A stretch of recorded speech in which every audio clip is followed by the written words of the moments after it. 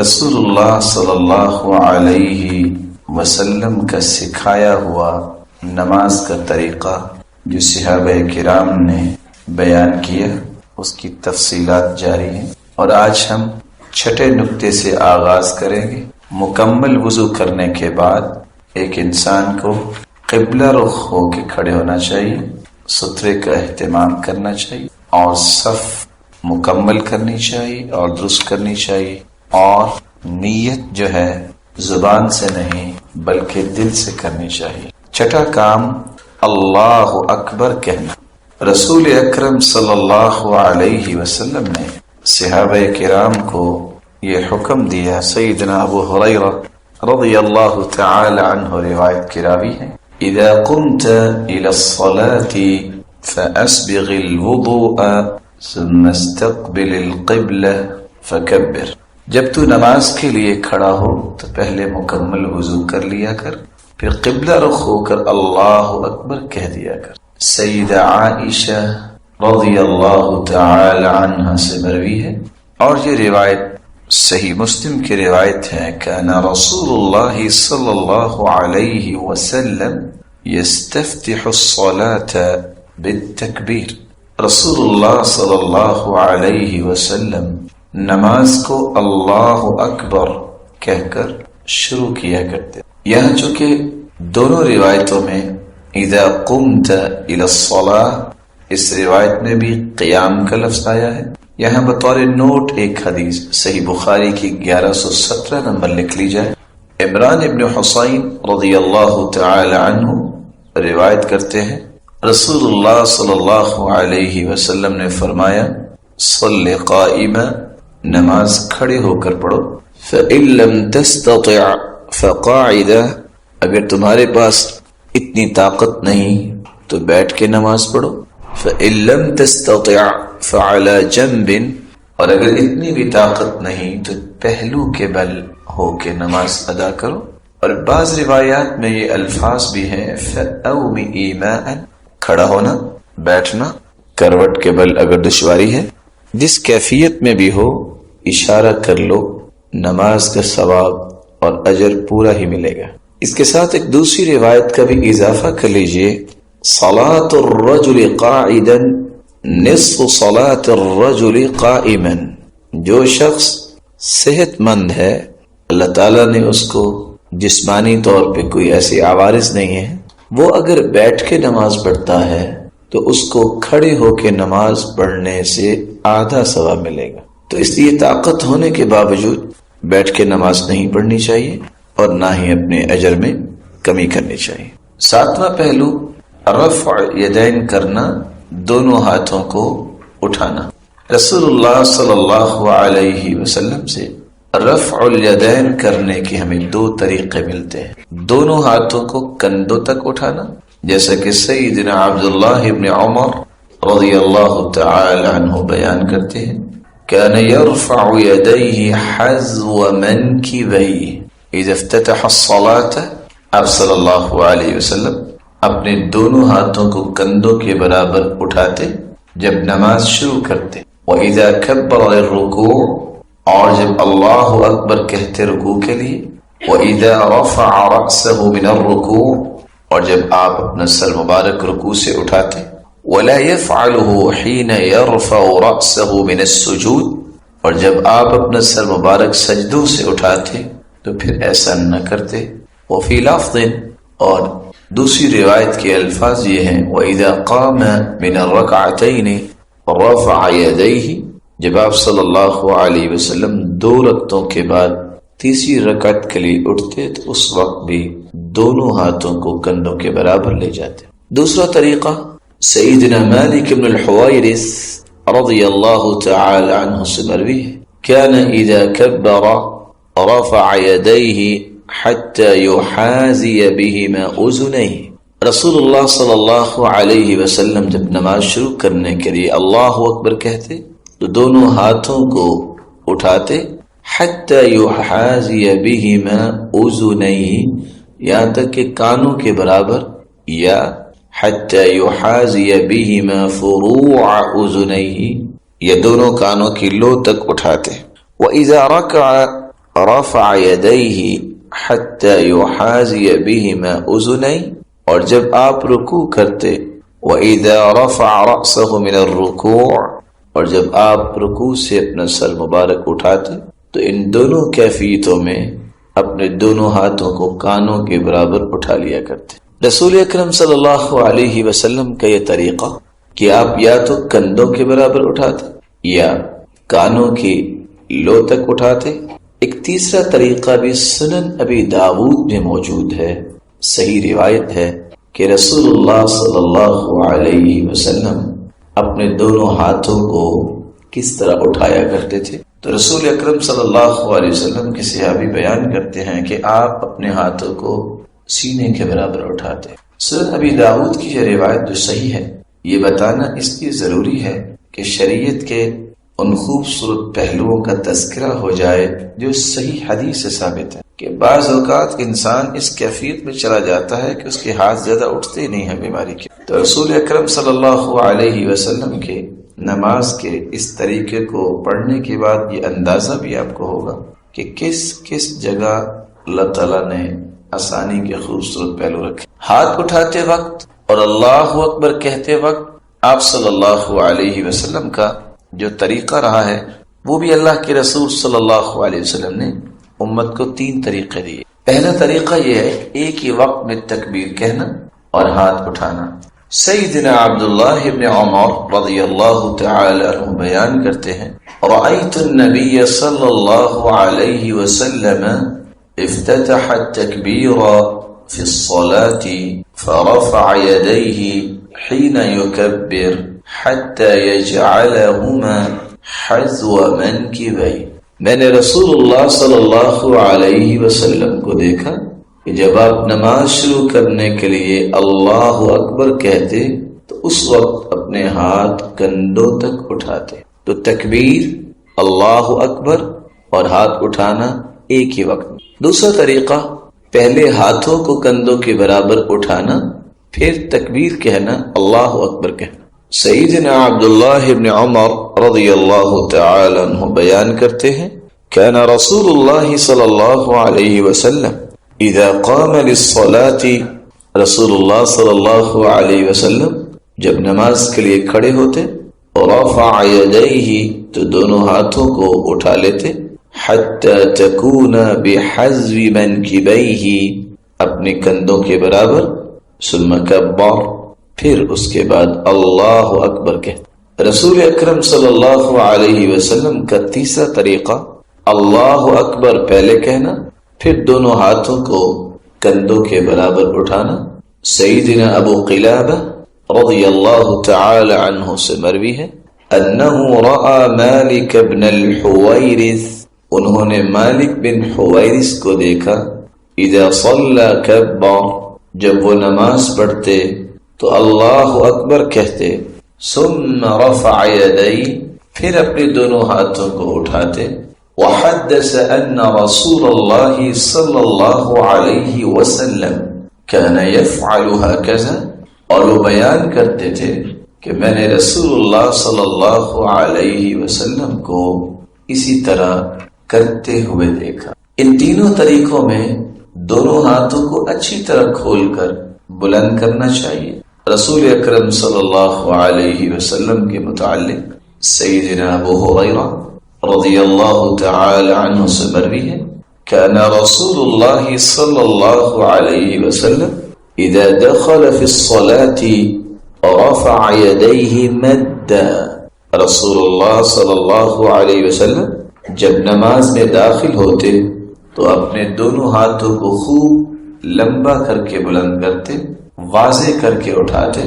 ہاتھوں کو اٹھانے کے بعد 8واں عمل جو ہے سینے پر ہاتھ باندھنا۔ رسول اکرم صلی اللہ علیہ وسلم ہاتھ اٹھانے کے بعد سینے پر ہاتھ باندھتے۔ طاؤس روایت کرتے ہیں کان رسول اللہ صلی اللہ علیہ وسلم یضع یدہ الیمنی علی یدہ الیسری ثم یشد بہما علی صدرہ وهو فی الصلاة، رسول اکرم صلی اللہ علیہ وسلم نماز میں اپنا دایاں ہاتھ بائیں ہاتھ پہ رکھتے پھر ان دونوں کو اپنے سینے پر مضبوطی سے باندھ دیتے ہیں۔ یہ سینے پر ہاتھ رکھنے کا جو طریقہ ہے اس میں بھی شریعت نے آسانی دی، اس کے بھی 3 طریقے بتائے۔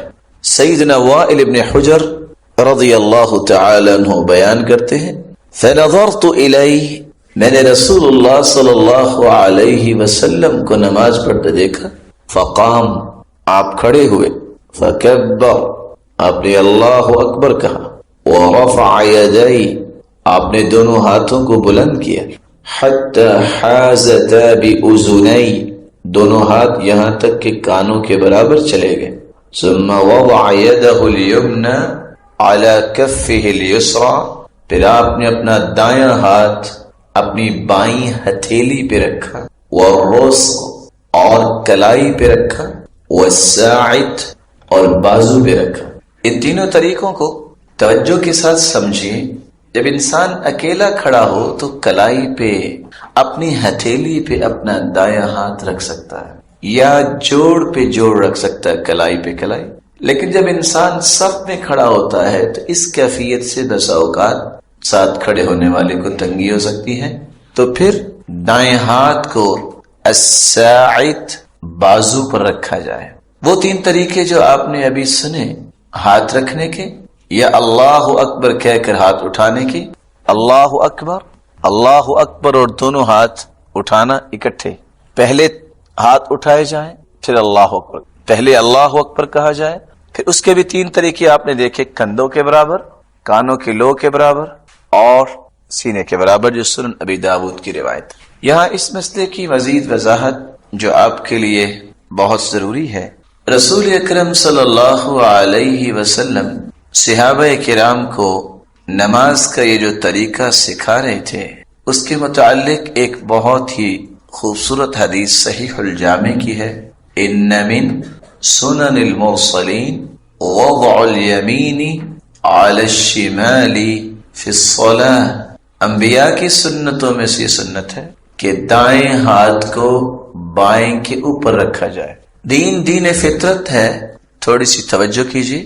آپ جب بازو کو صف بناتے وقت کھڑے ہوتے ہیں تو دائیں کو بائیں کے اوپر رکھتے ہیں، آپ اس کو جتنا بھی نیچے لے جانا چاہیں کوشش کریں جائے گا، اور اگر لے جانا بھی چاہیں تو دوبارہ سنیے، وضع الیمین علی الشمال فی الصلاة، دایاں بائیں کے اوپر ہو، اور اگر نیچے کریں گے دایاں نیچے آنا شروع ہو جائے۔ سنن ابی داود کی ایک روایت ہے عاصم بن کلیب سے، ثم وضع یدہ الیمنی علی ظہر کفہ الیسری، انہوں نے دایاں ہاتھ اپنے بائیں ہتھیلی کے اوپر رکھا، والرسغ والساعد، اسی طرح کلائی اور بازو پر، وقال فی، اور ساتھ کہنے لگے، ثم جئت بعد ذلك في زمان فيه برد شدید، میں پھر سردیوں میں آیا، فرأيت الناس عليهم جل الثياب تحرك أيديهم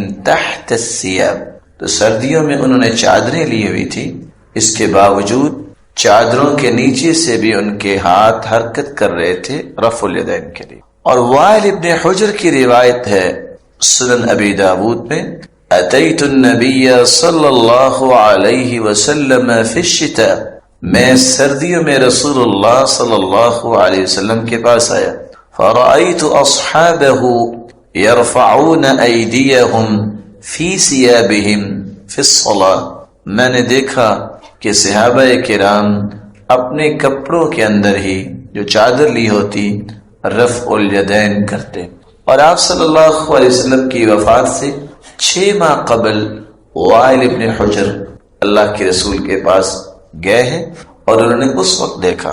ابن حجر اسقلانی رحمت اللہ علیہ روایت نقل کرتے ہیں تلخیص الحبیر کی، فما زالت تلك صلاته حتى لقي اللہ، رسول اکرم صلی اللہ علیہ وسلم نے اسی طرح اپنے ہاتھوں کو اٹھا کر ہی نماز پڑھی، حتی لقی اللہ، جب تک اللہ سے ملاقات نہیں ہو۔ یہاں ایک ضروری نوٹ دے دیجئے، رسول اکرم صلی اللہ علیہ وسلم کا طریقہ مبارک کہ آپ دونوں ہاتھوں کو سینے پر باندھتے اور دونوں ہاتھوں کو کندھوں کے برابر اٹھا لیتے، لیکن جب انسان قرآن و سنت کو دلیل نہیں مانتا، حجت نہیں مانتا، یا اس کی روشنی میں زندگی گزارنا نہیں چاہتا، تو پھر ہمیشہ سنی سنائی باتوں کو ہی حجت مانتا ہے۔ آج لوگ یہ کہتے نظر آتے ہیں کہ اصل میں صحابہ کرام رضی اللہ عنہم و ارضاہم ابتدائی اسلام میں نعوذ باللہ من ذالک بت لے کے آتے تھے جو اپنی بغلوں میں چھپا لیتے تھے، تو ان کو گرانے کے لیے یہ رفع الیدین کا حکم دیا گیا۔ اس ضمن میں 3 باتیں آپ کو لکھنی چاہیے۔ کائنات کے اندر ادنا سے ادنا مسلمان بھی یہ گوارا نہیں کرتا، ادنا سے ادنا مسلمان، کہ وہ منافقت کا کوئی پہلو اس انداز سے پیش کرے اور نماز کی حالت میں بتوں کو لے کے آئے۔ تو صحابہ کرام پر یہ بہت بڑا بہتان ہے۔ سبحانک ھذا بہتان عظیم، وہ ہستیاں جو اللہ کے رسول کے اشارہ ابرو پر اپنی جان چھڑکنے کے لیے تیار رہتے تھے، وہ اس طرح کا عمل کیسے کر سکتے؟ یہی وجہ ہے عبداللہ ابن مسعود رضی اللہ تعالی عنہ نے کہا تھا، ان اللہ نظر فی قلوب العباد فوجد قلب محمد خیر قلوب العباد۔ اللہ تعالیٰ نے کائنات کے دلوں کو جھانکا، سب سے خوبصورت دل محمد الرسول اللہ صلی اللہ علیہ وسلم کا پایا، فاصطفاہ لنفسہ وابتعثہ برسالتہ، تو اللہ تعالیٰ نے ان کو چن لیا، پوری کائنات کا سرتاج بنا دیا۔ ثم نظر فی قلوب العباد بعد قلب محمد صلی اللہ علیہ وسلم فوجد قلوب اصحابہ خیر قلوب العباد۔ اللہ تعالیٰ نے پھر دلوں کو جھانکا تو سب سے خوبصورت دل اللہ کے رسول کے صحابہ کے پائے، فجعلهم وزراء لنبیہ، تو اللہ تعالیٰ نے ان کو اپنے پیغمبر کا وزیر بنا دیا۔ یہ سلیکشن اللہ کی طرف سے ہے۔ اللہ یصطفی من الملائکۃ رسلا ومن الناس، اللہ تعالیٰ نے فرشتوں میں بھی چناؤ کیا، انسانوں سے بھی چناؤ کیا۔ چنیدہ ہستیوں کے بارے میں اس طرح زبان کھولنا یہ شرعاً جائز نہیں۔ صحابہ کرام کے بارے میں اس طرح کے الفاظ کسی مسلمان کو زیبا نہیں۔ یہی وجہ ہے کہ آج امت کا بیشتر حصہ جب غور ہی نہیں کرتا تو یہ لکھتا، پڑھتا، پڑھاتا اور بولتا نظر آتا ہے، اور سمجھ سے باہر ہے۔ آپ لوگ بھی عقل رکھتے ہیں، ایک لمحے کے لیے سوچئے وہ کاغذ کے بت تھے کیا؟ اور ساتھ ان کے اس وقت کوئی ایلفی کی فیکٹری بھی تھی کہ بغلوں میں لگا لیتے اور گرتے ہی نہیں تھے، تو وہ تو اللہ اکبر پہلی مرتبہ کہیں تو اس وقت ہی گر جانے تھے۔ وہ کیسے چھپ گئے؟ انہوں نے تو چادریں پہنی ہوتی تھی اس وقت، تو قمیض اور ہائی نیک تو بنی نہیں تھی ابھی تک، تو کیسے چھپا لیا انہوں نے؟ کوئی لاجک تو ہونا چاہیے۔ یہی وجہ ہے کہ صحیح بخاری کتاب الجنائز جب ہم پڑھتے ہیں اور پڑھاتے ہیں تو سوائے افسوس کے کچھ نہیں کہہ سکتے، کیونکہ اسی صحیح بخاری کی شرح لکھنے والے دنیا سے جا چکے ہیں، اس لیے ان کے بارے میں کچھ الفاظ نہیں بولے جا سکتے۔ وہ لکھتے ہیں کہ جب لفظ آئے اللہ کے رسول نے ایک عورت نفاس کی حالت میں فوت ہوئی، قام فی وسطها، آپ کھڑے ہوئے۔ کہاں کھڑے ہوئے؟ وسط کس کو کہتے ہیں؟ جس کا معنی درمیان ہے۔ لیکن چونکہ ان کے مذہب پہ، ان کے مسلک پہ، ان کے اسکول آف تھاٹس پہ بہت ساری ہٹ آتی، نکل نہیں، اس کا معنی وسط نہیں۔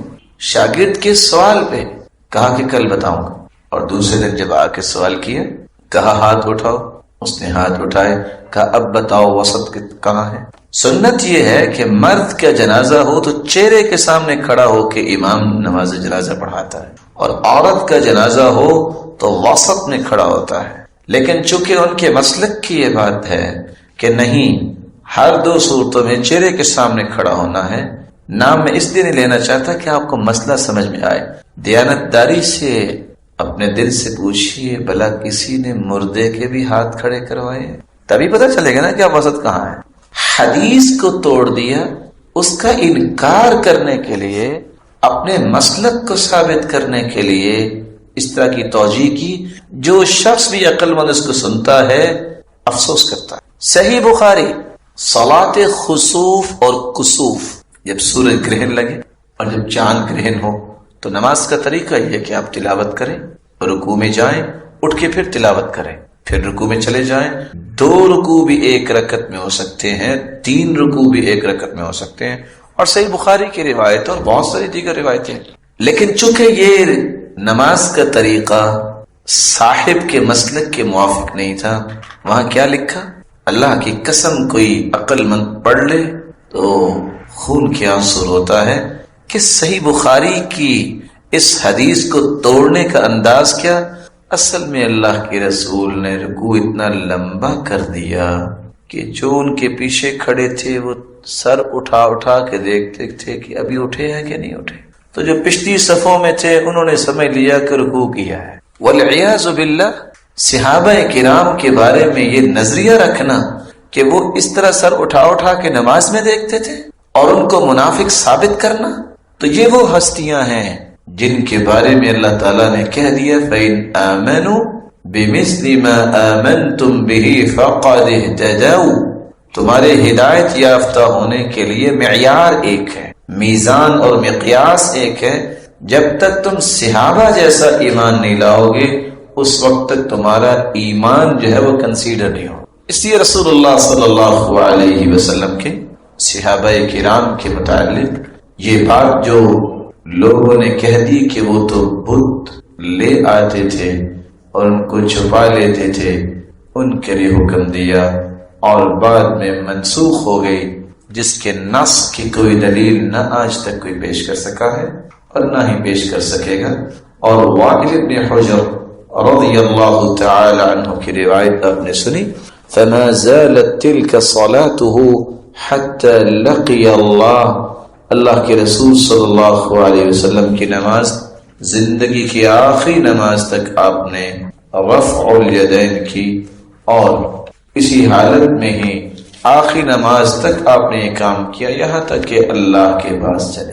سیدنا عبداللہ ابن عباس رضی اللہ تعالی عنہ، ان کی روایت بھی ساتھ لکھ لیجئے، اِنَّا مَعْشَرَ الْأَنْبِيَاءِ أَن نُؤَخِّرَ سُحُورَنَا وَنُعَجِّلَ فُطُورَنَا وَأَن نَمْسِكَ بِأَيْمَانِنَا عَلَى شَمَائِلِنَا فِي صَلَاتِنَا، انبیاء کو اس بات کا حکم دیا گیا کہ ہم سحری کو لیٹ کریں اور افطاری جلدی کریں، یعنی اتنی زیادہ پہلے سحری نہ کھا لیں، اذان کے قریب قریب، اور افطاری اذان کے فوراً بعد، اور ہم اپنے دائیں ہاتھوں سے بائیں ہاتھوں کو نماز میں پکڑ لیں۔ سیدنا ابو الدرداء رضی اللہ تعالی عنہ سے مروی ہے اور یہ صحیح الجامع کی روایت ہے 3038، ثلاث من اخلاق النبوہ، نبوت کے اخلاق میں سے 3 باتیں ہیں، تعجیل الافطار وتأخیر السحور ووضع الیمنى على الشمال في الصلاة۔ انبیاء کے اخلاق میں سے 3 باتیں ہیں، افطاری جلدی کرنا، سحری تاخیر سے کرنا، اور وضع الیمنى دائیں ہاتھ کو على الشمال في الصلاة بائیں ہاتھ پہ رکھنا نماز میں۔ حلب الطائی روایت کرتے ہیں یضع هذه على صدری، اس ہاتھ کو سینے پہ رکھے۔ وصف یحییٰ، راوی یحییٰ نے وصف بیان کیا کیسے، الیمنى علی الیسرى فوق المفصل، دائیں کو بائیں پر جوڑ کے اوپر۔ سہل بن سعد رضی اللہ تعالی عنہ سے مروی ہے، صحیح بخاری کی روایت ہے 740 نمبر، كان الناس يؤمرون، لوگوں کو حکم دیا جاتا ان يضع الرجل اليد اليمنى على ذراعه اليسرى في الصلاة، لوگوں کو اس بات کا حکم دیا جاتا کہ اپنا دایاں ہاتھ اپنے بائیں بازو پہ رکھیں نماز میں۔ ابو حاتم الرازی، ابو زرع الرازی، یہ رازیان اللہ تعالیٰ نے ان کو علم ایسا دیا تھا کہ یہ راز کی باتیں اور ان کی زندگیاں بھی راز ہیں۔ کچھ نام جو ہیں وہ بڑے پیارے ہیں، مالک بن دینار، مالک بن دینار جیسا دینار مہنگا ہے، ان کی حدیثیں بھی بہت مہنگی۔ یہی وجہ ہے کہ سفیان ابن عیینہ جب حج کرنے آئے تو ایک چبوترے پہ بیٹھ کے وہ حدیث بیان کر رہے تھے، تو ایک شخص کو بڑا شوق تھا حدیث سننے کا، کہتے حدثنی حدثنی حدثنی، وہ بیان کرتے گئے، آخر کب تک؟ کہتے ہیں اب بس۔ انہوں نے ہاتھ کا اشارہ کیا تو وہ چبوترے سے بیٹھا نیچے گر گیا۔ اس نے اپنے پاؤں اور ہاتھ اس طرح ہلانے اور حرکت کرنے شروع کیے جیسے واقعتاً وہ گرا ہے اور بس وہ مہمان ہے، اور جانتے بوجھتے منہ کھولا اور جس طرح کوئی بیمار آدمی کرتا ہے اسی کیفیت میں چلا گیا۔ سفیان بن عیینہ بڑے پریشان ہوئے کہ لوگ کہیں گے کہ یہ محدث انسان، اس نے حاجی مار دیا۔ چھلانگ لگا کے نیچے گئے، کہتے ہیں الا فلتتق اللہ، اللہ سے ڈر جاؤ، کیا کر رہے ہو؟ کہتا ہے نہیں، حتی تحدثنی 100 حدیث عن الزہری و100 حدیث عن مالک بن دینار، 100 حدیثیں زہری کی سند سے، 100 حدیثیں مالک بن دینار کی سند سے سنا دو تو اٹھوں گا، وگرنہ اسی طرح پڑا رہوں گا، لوگ کہیں گے کہ حاجی مار دیا ہے۔ ان بیچاروں کو سنانا پڑا۔ آج ضد کیا ہوتی ہے؟ میں نے پڑھنے نہیں جانا۔ وہاں ضد کیا ہے؟ 200 حدیثیں سناؤ گے تو جان چھوڑوں گا۔ ابو ذر رازی رحمت اللہ علیہ، ان کو صرف 7 لاکھ حدیثیں یاد تھیں۔ کسی نے سوال کیا ابو ذر رازی سے کہ آپ نے علم حاصل کرنے کے لیے کتنا پیدل سفر کیا؟ کہا 30,000 میل۔ اور سوال کرنے والا بھی کوئی بادشاہ ہوگا؟ کہتے ہیں بس؟ تو مسکرا کے کہتے ہیں ثم ترکت العد، میں نے 30,000 میل تو سفر گنا تھا، اس کے بعد پھر گننا چھوڑ دیا۔ ابو ذر رازی رحمت اللہ علیہ جب فوت ہوئے، اتفاق ایسا ہے جب ان کا آخری وقت آیا تو 3 محدث ان کے پاس موجود تھے، ابو حاتم الرازی، منذر بن شازان، ابن ورع، اور حدیث یہ کہتی ہے لقنوا موتاکم بلا الہ الا اللہ، قریب المرگ جو ہے، جو آخری سانسوں میں ہے، اس کو تلقین کرو کہ وہ لا الہ الا اللہ پڑھے۔ ومن كان آخر كلامه لا الہ الا اللہ دخل الجنہ، اور جس کی زبان پہ آخری وقت میں کلمہ جاری ہو گیا وہ جنت میں جائے گا۔ اب تینوں محدث اس سوچ میں ہے کہ اب اتنے بڑے حدیث کے ستون کو ہم کیسے کہیں، مقام، احترام اور مرتبہ۔ تینوں نے مشورہ کیا کہ اس کا آسان طریقہ تو پھر یہی ہے کہ ہم وہ حدیث پڑھتے ہیں جس میں من کان آخر کلامہ لا الہ الا اللہ دخل الجنہ ہے، ان کو یاد آ جائے گا۔ تو ایک شخص نے پڑھنا شروع کیا، حدثنا ابو عاصم حدثنا بندار قال حدثنا عبد الحمید بن جعفر عن صالح، محسوس کروایا کہ آگے مجھے سند نہیں آ رہی۔ دوسرے کہتے ہیں رکو میں اس کو پورا کرتا ہوں، حدثنا بندار قال حدثنا عبد الحمید بن جعفر عن صالح ابن ابی عن صالح ابن ابی، وہ بھی رک گئے۔ ابھی رکے تھے کہ ابو ذر رازی رحمت اللہ علیہ نے آنکھیں کھول لی، کہتے اجلسونی، مجھے بٹھاؤ، فاجلسو، ان کو ٹیک لگا کے بٹھایا، کہتے ہیں یہ سند میں سناتا ہوں۔ حدثنا ابو عاصم قال اخبرنا بندار عن عبد الرحمن بن جعفر عن عبد الحمید بن جعفر عن صالح بن ابی عریب عن كثير بن مرة الحضرمي عن معاذ بن جبل رضي الله عنه قال قال رسول الله صلى الله عليه وسلم من كان آخر كلامه لا إله إلا الله، اتنے الفاظ پڑھے، دخل الجنہ کے الفاظ نہیں بولے، مسکرائے اور اللہ کے پاس۔ ابن حجر اسقلانی رحمت اللہ علیہ قصہ نقل کرتے ہیں، سیدہ آسیہ علیہ الصلاۃ والسلام جب ان کی بھی جان نکلی تو مسکرا رہی تھی، کیونکہ انہوں نے دعا کی تھی رب ابن لی عندک بیتا فی الجنہ، اللہ میرا گھر جنت میں اپنے پاس بنا۔ اللہ تعالیٰ نے اس کو گھر دکھایا۔ ابن کثیر اپنی تفسیر میں لکھتے ہیں ادھر اس نے گھر کو دیکھا، خوش ہوئی اور اسی حالت میں اس کی جان قبض کر لی گئی۔ تو یہاں بھی اللہ تعالیٰ نے ان کو جنت دکھائی ہوگی تو لفظ جنت بولنے کی ضرورت نہیں رہی، مسکرائے اور اللہ کے پاس چلے گئے۔ جب وہ فوت ہو گئے، محدثین کو خواب آئی، ان کے ساتھیوں کو، کہ ابو ذر رازی رحمت اللہ علیہ فرشتوں کو نماز پڑھا رہے۔ کہا ابو ذر یہ کیا؟ اللہ نے تجھے فرشتوں کا امام بنا دیا؟ قال برفع الیدین فی الصلاة، نماز کے اندر رفع الیدین کرنے کی وجہ سے اور اس کے اہتمام اور اس کے بیان کی وجہ سے اللہ نے مجھے یہ فرشتوں کی امامت نصیب. اللہ کے رسول صلی اللہ علیہ وسلم کی سنت کی حفاظت بہت بڑا انعام ہے کہ مجھے اللہ تعالیٰ نے برفع الیدین فی الصلاۃ، نماز کے اندر رفع الیدین کرنے کی وجہ سے فرشتوں کا امام بنایا. ہاتھوں کو سینے پر باندھنے کے بعد 9واں کام دعائے استفتاح. دعائے استفتاح کے مختلف الفاظ منقول ہیں. سیدنا ابو ہریرہ رضی اللہ تعالی عنہ بیان کرتے ہیں كان رسول الله صلى الله عليه وسلم إذا كبر في الصلاة سكت هنية قبل أن يقرأ.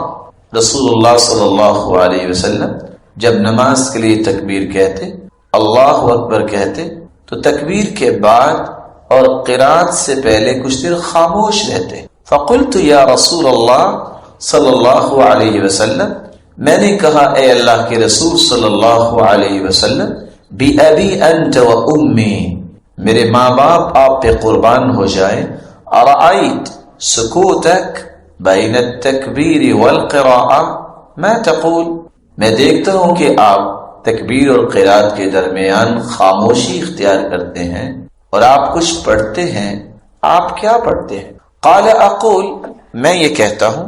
اللہ کے رسول نے فرمایا اللہم باعد بینی وبین خطایای كما باعدت بين المشرق والمغرب اللهم نقني من الخطايا كما ينقى الثوب الأبيض من الدنس اللهم اغسل خطاياي بالماء والثلج والبرد.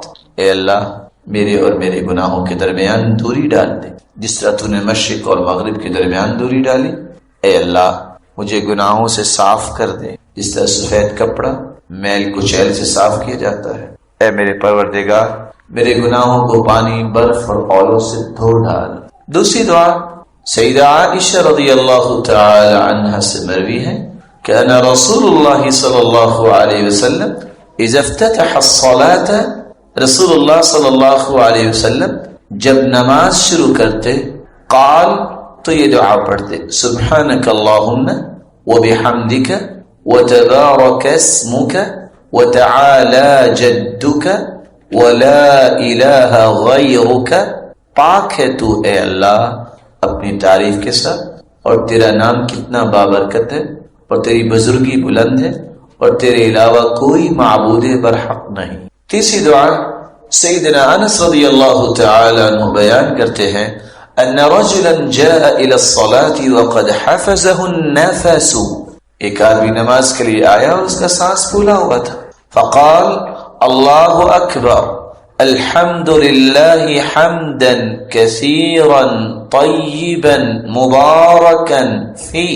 اس شخص نے یہ کلمات کہے الحمد للہ حمدا کثیرا طیبا مبارکا فی. فلما قضى رسول الله صلى الله عليه وسلم صلاته، جب رسول اللہ صلی اللہ علیہ وسلم نماز سے فارغ ہوئے قال ایکم المتکلم بالکلمات، کس شخص نے یہ کلمات کہے تھے؟ فإنه لم يقل بأسا، اس نے کوئی بری بات نہیں کہی، اچھے کلمات کہے. فقال الرجل انا یا رسول اللہ، اس شخص نے کہا میں نے کہے تھے اے اللہ کے رسول صلی اللہ علیہ وسلم.